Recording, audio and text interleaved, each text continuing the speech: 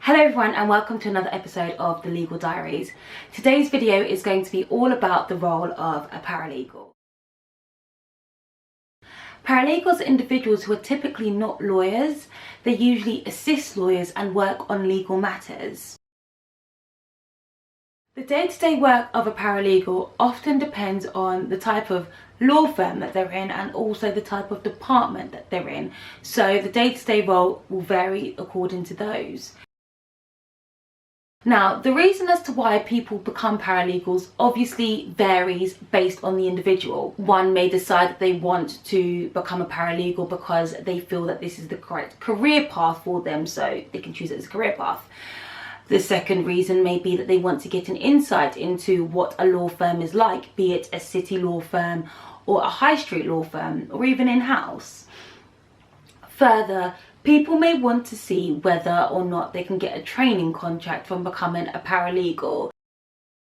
To be perfectly honest with you, I became a paralegal because I wanted to get a real insight into the various types of law firms. So I've been a paralegal at high street law firms and I've also been a paralegal at city law firms.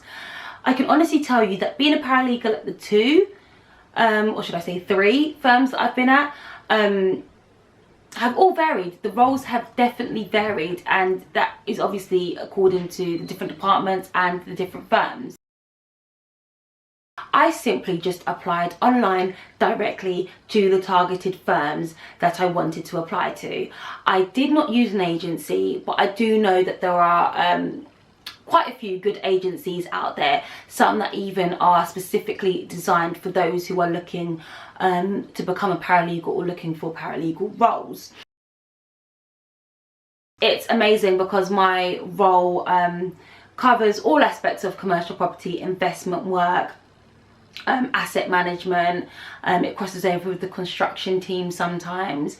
So the variety of work I get to assist on is often multifaceted and varied. Day to day, a lot of my work, because I am in the commercial property department, is handling deeds. It is transactional, it can be fast paced, and it requires a lot of organisation.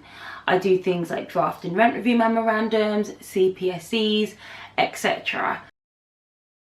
Well, from my experience, a paralegal, as I said in the beginning, assists fee earners. So you actually do play quite an integral role, and quite often people will run up to you saying, can you do this? It's urgent. And then somebody else 5 minutes later, can you do this? It's urgent. Or have you done this yet? So you need to be very organised,